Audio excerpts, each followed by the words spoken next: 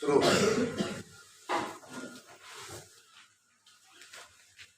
चलिए हम लोग रासायनिक अभिक्रियाओं का क्रम हमारा आगे बढ़ रहा है। संयोजन हो गया, वियोजन हो गया, एकल विस्थापन हो गया, द्वि विस्थापन हो गया, इन अभिक्रियाओं की चर्चा आज एक अभिक्रिया पढ़ेंगे। इस अभिक्रिया में छोटी छोटी जो अभिक्रियाएं हैं ना, उन सबको आज हम क्लियर करने वाले हैं, ताकि ऐसा रहे कि ना भाग रहा गाड़ी सिलेबस का, जल्दी जल्दी ये एहसास दिला दिया जाए। आज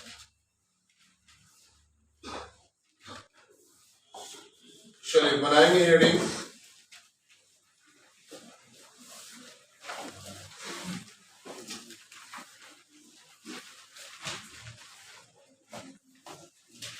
उदासीनीकरण अभिक्रिया। बनाओ हेडिंग, उदासीनीकरण अभिक्रिया।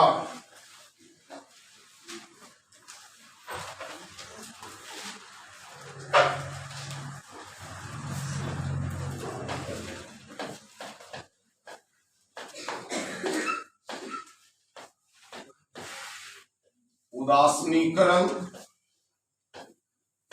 अभिक्रिया।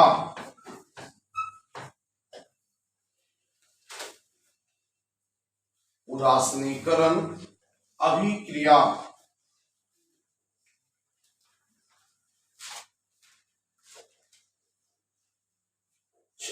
ध्यान से समझिए, ये जो उदासीनीकरण अभिक्रिया है, इसे अंग्रेजी में न्यूट्रलाइजेशन रिएक्शन है। न्यूट्रलाइजेशन रिएक्शन ठेठ भाषा में कहने का मतलब हुआ उदासीन करना। ये उदासीन वर्ड क्या है? तो हम लोग रासायन शास्त्र में पढ़ते हैं कि दो चार्ज है, एक होता है पॉजिटिव, एक होता है नेगेटिव, एक होता है धन आयन, एक होता है। इसी धन आयन और ऋण आयन से हमको लाना है एकदम क्लीन, मैंने ना किसी पर प्लस होना चाहिए ना उस पर माइनस। सेंस तो यही आ रहा है। अब यहाँ पर यह अभिक्रिया कैसा होगी, कौन इस अभिक्रिया में भाग लेगा, इस बात पर विचार करना होगा। सबसे बड़ी बात इसमें यह है कि आखिर उदासीनीकरण में भाग लेगा कौन। जब भी कोई उदासीनीकरण अभिक्रिया होगा, उसमें दो ही चीज भाग लेता फिक्स रूप से।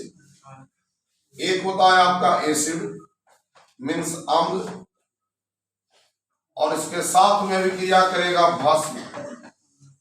भस्म का मतलब हुआ क्षारक, क्षार जिसको हम लोग कह देते हैं, ठीक। अम्ल और भस्म जब भी ये दोनों अभिक्रिया करेगा तो अभिक्रिया के पास बनाएगा, अभिक्रिया के बाद बनाएगा लवण और जल। क्या बनाएगा? तो अम्ल और भस्म जब भी अभिक्रिया करेगा तो क्या बनाएगा? इसी रासायनिक अभिक्रिया को उदासीनीकरण अभिक्रिया। अम्ल और भस्म की अभिक्रिया ही क्या है? उदासीनीकरण। हम पढ़ाएंगे आपको नेक्स्ट लेसन में कि एसिड बने प्लस और भस्म मतलब माइनस। जब दोनों मिल जाएगा तो न्यूट्रल हो जाएगा, मतलब ना प्लस बनेगा ना माइनस। आज तक आप लोग न्यूट्रल शब्द गड़िए में सुने होंगे, गाड़ी को न्यूट्रल कर दी। न्यूट्रल में क्या हुआ? ना तो वो गियर में है कि वो चल सके, बीच बीच की स्थिति में न्यूट्रल है, ना वो गाड़ी चलेगी ना गाड़ी बंद रहेगी। वो आपको स्टार्ट रहेगी लेकिन चलेगी भी नहीं, वही न्यूट्रल का कंडीशन है। लेकिन अगर गियर में गाड़ी को बढ़ा दीजिएगा और सही गियर नहीं दिए हुए तो गाड़ी बंद हो जाएगी भगभगा के। लेकिन यहाँ न्यूट्रल की क्या कंडीशन है कि यहाँ भी प्लस माइनस का गेम है। अम्ल प्लस होता है, भस्म माइनस का, यहाँ पर प्रतीक रूप से यूज किया जा रहा है। जब दोनों मिलेगा तो लवण और जल बनाएगा। जैसे हम अम्ल के रूप में ले रहे हैं हाइड्रोक्लोरिक अम्ल, HCl, हाइड्रोक्लोरिक। और इस हाइड्रोक्लोरिक अम्ल की अभिक्रिया हम करवा रहे हैं सोडियम हाइड्रोक्साइड। इससे करवा रहे हैं सोडियम हाइड्रोक्साइड। अब देखिए कितने आसानी से यहाँ पर अभिक्रिया लिखा जा सकता है। हम पिछले ही क्लास में पढ़ाए थे आपको द्विविस्थापन अभिक्रिया, कि जब दो यौगिक आपस में अभिक्रिया करें, जब दो यौगिक अपने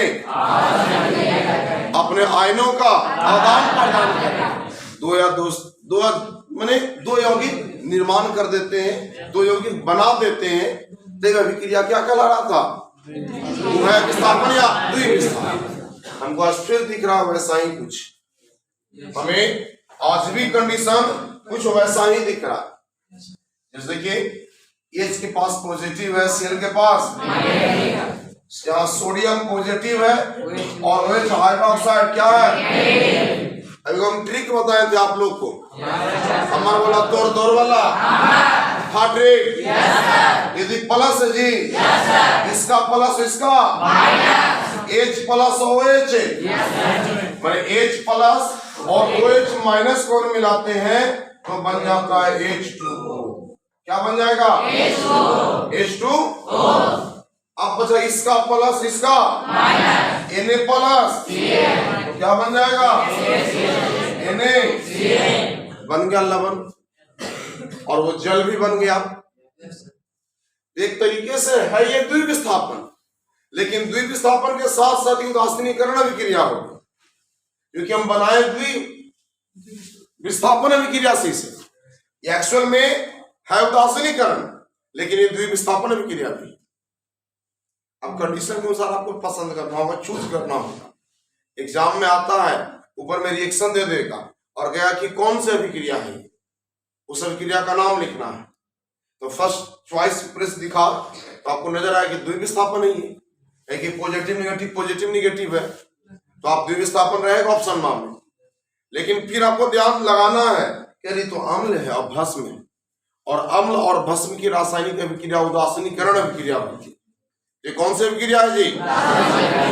तो परिभाषा कह सकते हैं कि वैसी कोई भी रासायनिक अभिक्रिया जिसमें अम्ल और भस्म आपस में मिलके लवण और जल का निर्माण कर दे तो अभिक्रिया क्या कहलाएगा? समझ में आ गया सबको? लिखवा दिया जाए, लिख लीजिए। वैसी रासायनिक अभिक्रिया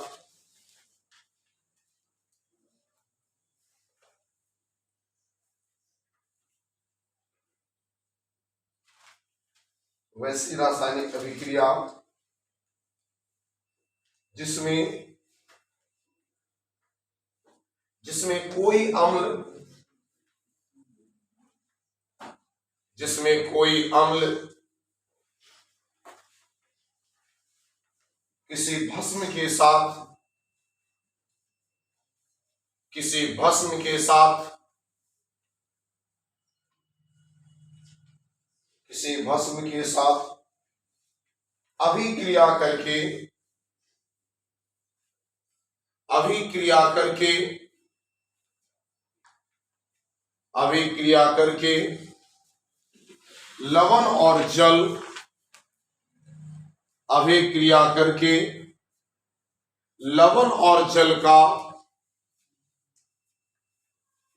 अभिक्रिया करके लवण और जल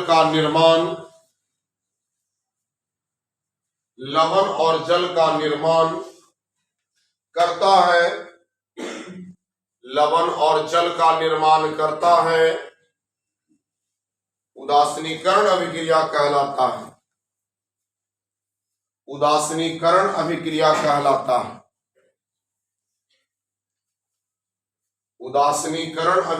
कहलाता है। उदासीनीकरण अभिक्रिया कहलाता है।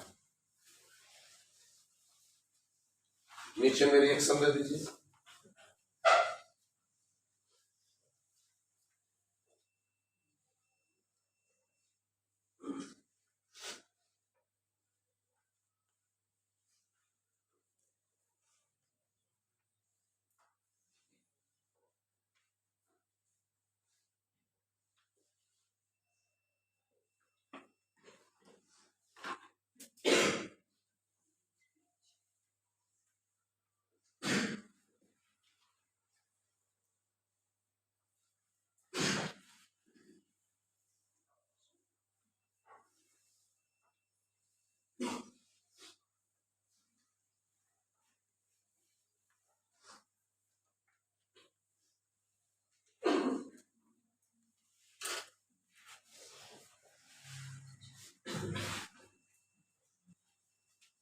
हो गया। अपराणिक अवक्षेपण अभिक्रिया।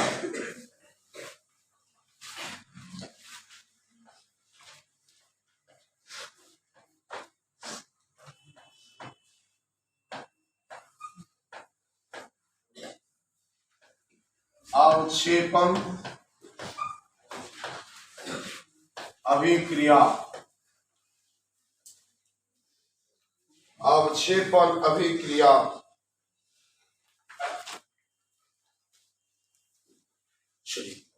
अगर आपको याद है, घर पर आप कॉपी पढ़ते हैं तो याद कीजिए, हमने लिखवाया है आप रासायनिक अभिक्रिया के गुण में कि रासायनिक अभिक्रिया के गुण है कि जब भी रासायनिक अभिक्रिया होगा तब छेप का कभी कभी निर्माण होगा। और हमने कहा था कि अगर कोई रासायनिक अभिक्रिया विलयन वाला हो रहा, कोई रासायनिक अभिक्रिया कैसा हो रहा हो, जैसे देखते हैं कि विलयन वाला कौन सी अभिक्रिया हो रही होगी। आइए सपोज कीजिए एक अभिक्रिया हम लोग कर रहे हो, उस अभिक्रिया में एक यौगिक ले रहे हैं,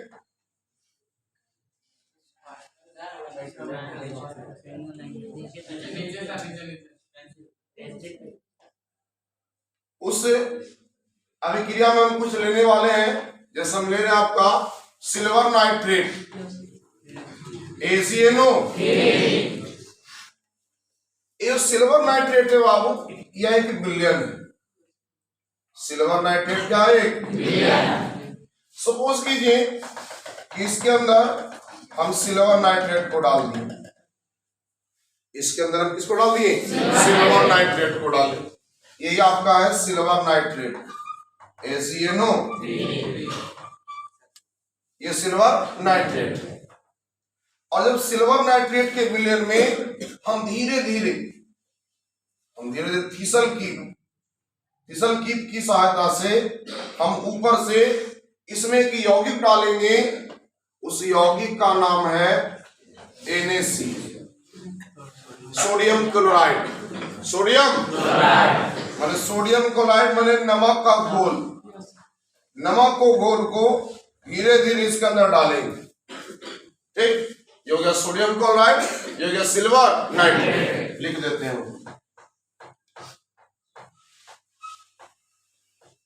सोडियम क्लोराइड, और ये आपका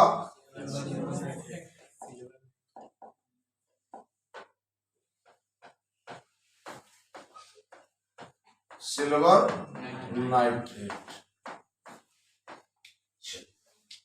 अब ये दोनों अभिक्रिया करेंगे। जैसे अभिक्रिया करेगा तो अभिक्रिया आपको लिखने भी आना चाहिए, और अभिक्रिया लिखने की विधि आपको हमने समझा रखा है। और आप अगर तनी मनी भी दिमाग लगाएंगे तो अभिक्रिया आप स्वयं लिख सकते हैं। हमें फिर लगा कि दो यौगिक है, दोनों भाग लिए हुए, और जब भी यौगिक भाग लेता है तो द्विविस्थापन अभिक्रिया का काम कर देता है। और हमको अधिक स्पष्ट द्विविस्थापन अभिक्रिया, उभय विस्थापन अभिक्रिया कैसे। तो सोडियम धातु है, ये पॉजिटिव हो जाएगा। क्लोरीन अधातु है तो नेगेटिव चार्ज पर है। सिल्वर आपका पॉजिटिव है और नाइट्रेट आपका, क्योंकि यह निगेटिव। NO3 मूलक है, नाइट्रेट मूलक है, ठीक। NO3 को नाइट्रेट करते हैं। 9 क्लास की कॉपी खोल के देखिए, तीसरा लेसन में लिखल होगा टेबल बना करके। तो ये मूलक हो गया। अब देखिए इसका प्लस इसका और इसका प्लस, यही ना विस्थापन अभिक्रिया का नियम। बना दो विस्थापन अभिक्रिया से। तो सोडियम और नाइट्रेट, सोडियम का वैलेंसी 1 होता है और नाइट्रेट का वैलेंसी 1 होता है, इसलिए क्या बन गया, NaNO। इसका नाम क्या है, सोडियम नाइट्रेट। Sodium nitrate. और इसका Ag इसका दोनों मिल जाएगा, मिलके क्या बनाएगा, AgCl। Ag माने सिल्वर और Cl को क्लोराइड, नाम क्या हो गया, सिल्वर। लेकिन ये सिल्वर क्लोराइड है ना, इस अभिक्रिया पर होने पर अभिक्रिया के नीचे ये ठोस रूप में जमा है। किस रूप में? और हमने कहा था कि अगर रासायनिक अभिक्रिया के बाद किसी विलयन में कोई पदार्थ ठोस के रूप में रहेगा, किस रूप में? विलयन के अंदर कोई अवक्षेप, विलयन के अंदर कोई प्रतिफल, कोई उत्पाद अगर ठोस के रूप में रहता है तो वह क्या कहलाता है? अवक्षेप। और अवक्षेप की जानकारी देनी पड़ती है, और हम बताए थे कि अवक्षेप की जानकारी के लिए उस यौगिक के सूत्र के बाद तीर का निशान कैसे देते हैं? नीचे की। पढ़ाए थे? तो क्या अवक्षेपण अभिक्रिया नहीं हो गया? वैसी रासायनिक अभिक्रिया जिसमें कोई प्रतिफल विलयन में ठोस के रूप में प्राप्त होता, किस रूप में? वह रासायनिक अभिक्रिया क्या कहलाएगा? अवक्षेपण अभिक्रिया। क्या कहलाएगा? सोचिए, अगर आपको द्विविस्थापन अभिक्रिया का तरीका याद हो गया बनाने का, तो क्या अभिक्रिया नहीं बना दिए आप? इसका एसेंस कहता है कि अगर अभिक्रियाओं को आप ध्यान से पढ़े हैं, समझे हैं, तो आप दूसरा अभिक्रिया ऑटोमेटिक बना दीजिए। और आप ध्यान से नहीं समझ रहे हैं तो फिर तो साक्षात भगवान भी आकर नहीं समझा सकते। याद करने की चीज दी गई थी, अगर आपने उन चीजों को याद कर लिया होगा तो आप बना देंगे। 9th क्लास में भी सूत्र वगैरह आप पढ़े हैं, 10th में भी पढ़े हैं, ये सारा सूत्र आपका लिखवाया हुआ कॉपी में है। तो अगर आप याद कर लिए होंगे सूत्रों को तो आपको लिखने में कोई परेशानी नहीं, कि नाम लिखने में परेशानी भी नहीं होगी, क्योंकि हम सारा सूत्र पहले ही आपको लिखवा चुके हैं पूरे बुक का, ताकि आपको कभी भी कोई दिक्कत ना हो। लेकिन अब सवाल है कि आप याद करिएगा तब ना। अब आपने, हम तो याद ना कर लेंगे, याद आपको करना है, ये सबसे बड़ी चीज। देखो, अवक्षेपण अभिक्रिया का परिभाषा लिखिए। वैसी रासायनिक अभिक्रिया, वैसी रासायनिक अभिक्रिया, वैसी रासायनिक अभिक्रिया जिसमें अभिक्रिया के पश्चात, जिसमें अभिक्रिया के पश्चात, जिसमें अभिक्रिया के पश्चात, अभिक्रिया के पश्चात कोई प्रतिफल, कोई प्रतिफल, कोई प्रतिफल ठोस के रूप में, कोई प्रतिफल ठोस के रूप में विलयन से, विलयन से अलग होता है, विलयन से अलग होता है, होता है, अवक्षेपण अभिक्रिया कहलाता है। अवक्षेपण अभिक्रिया कहलाता है, अवक्षेपण अभिक्रिया कहलाता है, अवक्षेपण अभिक्रिया कहलाता है। नीचे लिखिए स्टार बना के, नीचे स्टार बना के लिखिएगा। लिखिए, अभिक्रिया के पश्चात, अभिक्रिया के पश्चात अलग होने वाला ठोस पदार्थ, अभिक्रिया के पश्चात अलग होने वाला ठोस पदार्थ, अलग होने वाला ठोस पदार्थ अवक्षेप कहलाता है। अलग होने वाला ठोस पदार्थ अवक्षेप कहलाता है। अलग होने वाला ठोस पदार्थ अवक्षेप कहलाता है। अवक्षेप, नीचे रिएक्शन,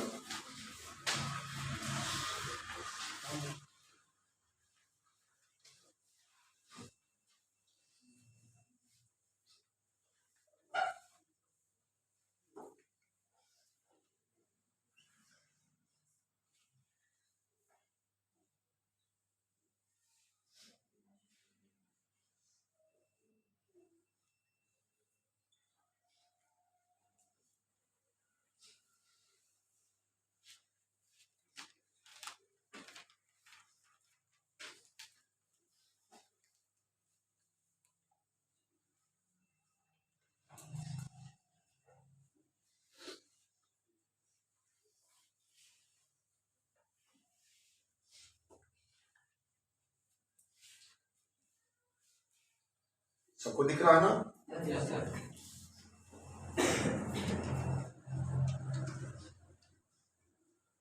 काहे बाबू तुम गाल पर हाथ रख ले? का हुआ वो? चिंता सता रहा का? घर बाल बुतरू है, कैसे खाना ना होगा?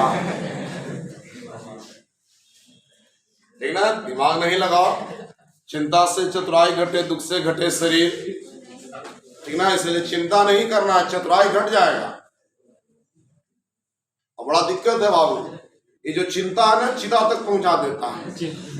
इसलिए चिंता नहीं करना, कतई नहीं करना। अरे बिहार में जन्म लिए खेल थोड़ी ना जी फेल हो जाएंगे। बिहार में पास, काला बिहार में जन्म लिए, जब पासे ना होंगे तब। बिहार सरकार कहता है कि आके देखो हमारे यहाँ बोर्ड में बच्चा तो फेले नहीं होगा।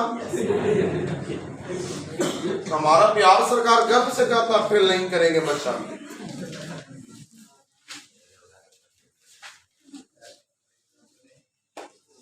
चलिए अगला बनाया जाए हेडिंग। अगला हेडिंग है बाबू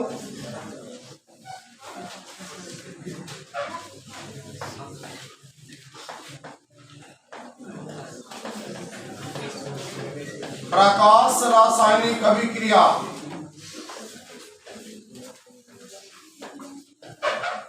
प्रकाश रासायनिक अभिक्रिया। प्रकाश रासायनिक अभिक्रिया। एग्जाम आज तक आप लोग का है ना? कल तक? ठीक, कल तक। प्रकाश रासायनिक अभिक्रिया। चलिए ध्यान से समझा जाए क्या है प्रकाश रासायनिक अभिक्रिया में। ये कहता बहुत इजी है, ये भी नाम में लिखा हुआ है प्रकाश रासायनिक अभिक्रिया। मतलब वैसा कोई रासायनिक अभिक्रिया जिसमें सूर्य के प्रकाश की आवश्यकता पड़ती है। जिसमें किसकी आवश्यकता पड़ेगी? सूर्य के प्रकाश। मतलब वैसा कोई भी रासायनिक अभिक्रिया जो अंधेरे में होना सक्षम नहीं है, जो अंधेरे में अभिक्रिया करने में सक्षम नहीं है, उस अभिक्रिया करने के लिए सूर्य के प्रकाश का या कोई विशेष प्रकार के लाइट की आवश्यकता पड़ रही है। तब उस रासायनिक अभिक्रिया को क्या कहेंगे? प्रकाश रासायनिक अभिक्रिया। क्या कहेंगे? जैसे देखिए एग्जाम्पल लेते हैं बाबू। एग्जाम्पल में हाइड्रोजन है और क्लोरीन। हाइड्रोजन और क्लोरीन को लेकर के दोनों को आपस में फेंट के रुमा में छोड़ देंगे। 1 दिन 2 दिन कुछ नहीं होगा, 3 दिन 5 दिन 10 दिन अभिक्रिया करवे नहीं करेगा, दोनों इसी मिलल रहेगा, कोई क्रियाकलाप नहीं। लेकिन जैसे ही उन दोनों को धूप में रख देंगे हमसे, तो तुरंत फटाफट अभिक्रिया करना शुरू कर देगा, देरे नहीं करेगा, फटाफट अभिक्रिया शुरू, और तुरंत अभिक्रिया करके बना देगा हाइड्रोजन क्लोराइड। क्या बना देगा? जब तक धूप में नहीं था, जब तक सनलाइट नहीं मिला, तब तक ये लोग कुछ नहीं किया। जैसे ही सनलाइट मिला तुरंत अभिक्रिया कर दी। इसका सबसे अच्छा एग्जांपल है आपका प्रकाश संश्लेषण। सबसे अच्छा इसका रिएक्शन कौन है? प्रकाश संश्लेषण। उसमें भी सूर्य का प्रकाश अनिवार्य रूप से उपस्थित होना चाहिए। इसमें अभिक्रिया कौन करेगा? तो CO2 और H2O। प्रकाश संश्लेषण में अभिक्रिया करता कौन है? तो पानी और कार्बन डाइऑक्साइड। लेकिन दोनों अभिक्रिया ऐसी नहीं करेगा। ऐसे तो वायुमंडल में है, ये कहां अभिक्रिया कर रहा है? CO2 वायुमंडल में और H2O वायुमंडल में। ठीक, तो इन दोनों अभिक्रिया करता है सूर्य के प्रकाश की उपस्थिति में। किसकी उपस्थिति में? और जब अभिक्रिया करेगा तो हम लोग पढ़े कि ग्लूकोज का निर्माण हो। किसका निर्माण? तो क्या प्रकाश संश्लेषण बिना सूर्य के प्रकाश का हो जाएगा? है संभव? नहीं संभव। मतलब ऐसी कोई भी रासायनिक अभिक्रिया जो सूर्य के प्रकाश की उपस्थिति में संपन्न होता है, उस अभिक्रिया को क्या कहते हैं? प्रकाश रासायनिक। कौन अभिक्रिया? दिखा दिया जाए। देखिए वैसी रासायनिक अभिक्रिया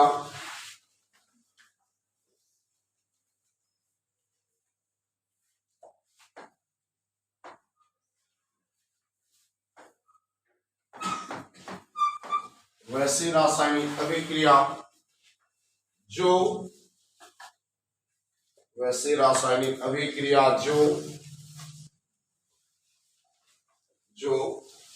सूर्य के प्रकाश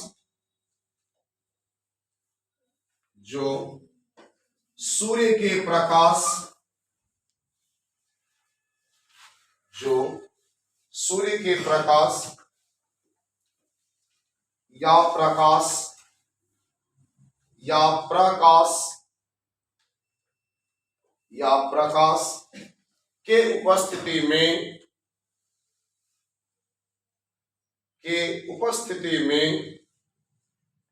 अपघटित होता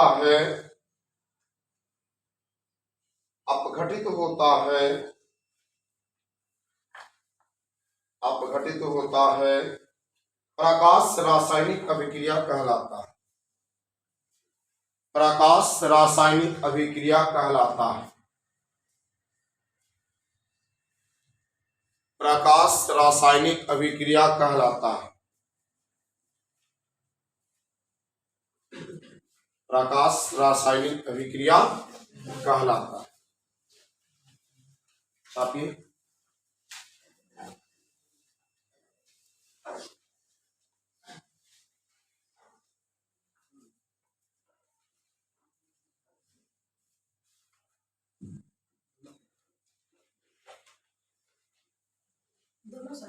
हाँ, दोनों।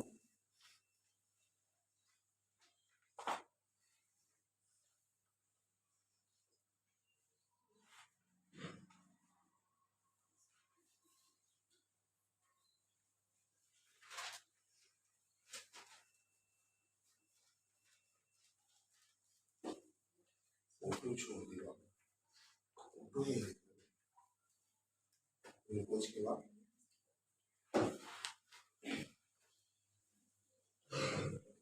हो गया। चलिए अब आगे बढ़ा जाए। देखिए, उत्कर्मणीय अभिक्रिया।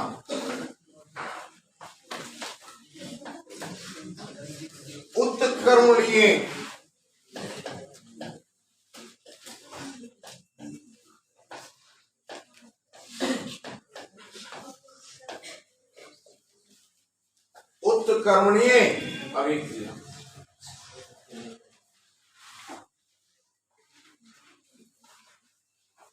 उत्कर्मणीय अभिक्रिया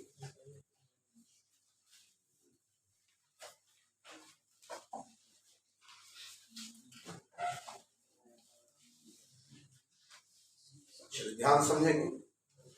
कहता वैसा कोई भी रासायनिक अभिक्रिया जिसमें अभिकारक से प्रतिफल और प्रतिफल से अभिकारक का निर्माण हो, माने लेन देन कर रहा हो, अभिकारक प्रतिफल बन जा रहा, प्रतिफल अभिकारक, दोनों साइड से होगा। हम लोग जानते हैं कि साइड में अभिकारक होता है और इधर क्या होता है आपका प्रति। सबको पता है? पक्का? आज तक हमने यही पढ़ा था कि अभिकारक से क्या बनेगा, लेकिन ये अभिक्रिया कह रहा है कि नहीं नहीं ऐसा नहीं चलेगा। अभिकारक जब प्रतिफल बनेगा तब प्रतिफल को भी अभिकारक बनना। भाई हम ही काहे बदलेंगे, तुम भी बदलो, है ना सवाल कि हर बार हम ही क्यों बदले, आपको ही बदलना पड़ेगा। अब बदलना पड़ेगा तो पड़ेगा। आइए देखिए बदल के। अब एक एग्जांपल लेते हैं। एग्जांपल में है कैल्शियम कार्बोनेट CaCO। हम सभी जानते हैं इसे गर्म करना पड़ेगा, तो गर्म करने पर ही बनाता है कैल्शियम ऑक्साइड और कार्बन डाइऑक्साइड।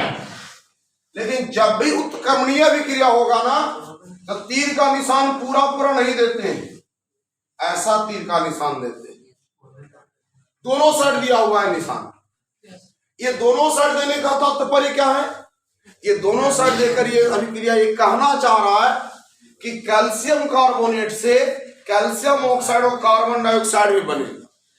और जब ये दोनों फिर से आपस में मिलेगा तो क्या बना सकता है? कैल्शियम कार्बोनेट बना सकता है।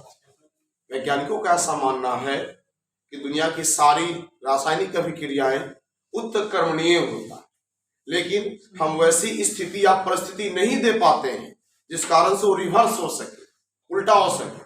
लेकिन कुछ ऐसी अभिक्रियाएं हैं जो बहुत आसानी से रिवर्स हो जाता है, माने उत्क्रमणीय हो जाता है। जैसे कैल्शियम कार्बोनेट वाला, ये बहुत आसानी से होता है, संतुलित है। माने कोई भी रासायनिक अभिक्रिया हो हुआ, अगर वह रासायनिक अभिक्रिया अभिकारक से प्रतिफल बनाते और प्रतिफल से अभिकारक बनाते तो उस अभिक्रिया का नाम क्या है? फिर से बोलिए, क्या नाम है? और देखते हैं N2 plus H2, N2 plus ये बनाता है NH3। ये क्या बनाता है? NH3 बनाता है।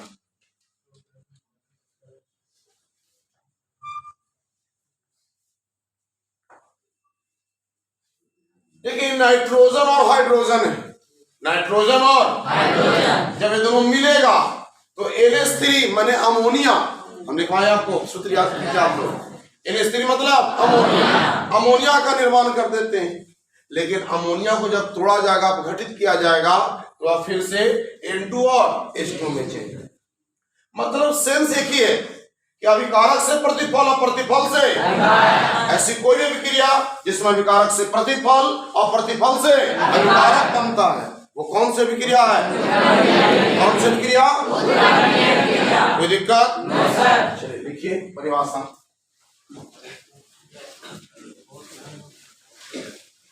वैसे रासायनिक अभिक्रिया, वैसे रासायनिक अभिक्रिया उत्क्रमणीय, वैसे रासायनिक अभिक्रिया उत्क्रमणीय, उत्क्रमणीय अभिक्रिया कहलाता है, उत्क्रमणीय अभिक्रिया कहलाता है, उत्क्रमणीय अभिक्रिया कहलाता है,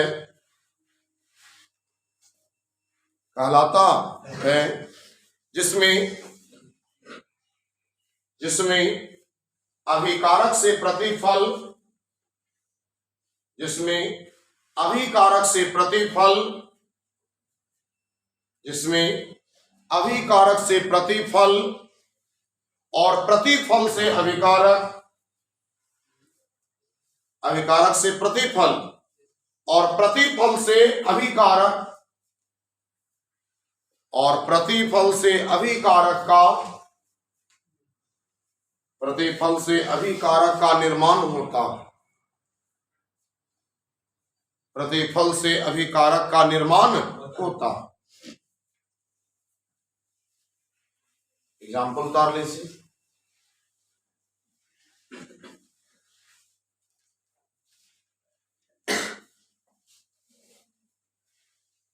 रिएक्शन उतार लीजिए। अब अगर 3 को बच गया होगा, एक बचा होगा वैद्युत अपघटन, रेडॉक्स अभिक्रिया, ऑक्सीकरण अवरोध। ये 4 अगले क्लास का टारगेट है।